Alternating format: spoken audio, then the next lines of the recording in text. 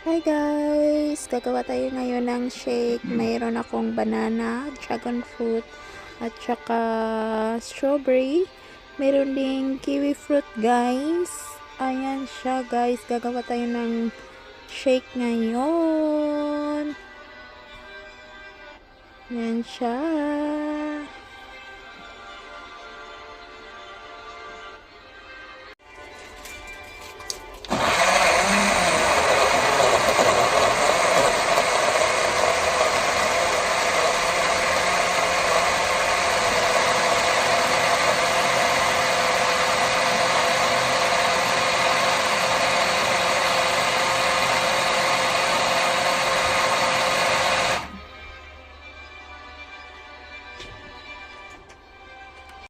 At ngayon nga, natapos na yung pag-blender natin. Ilagay natin ngayon sa baso.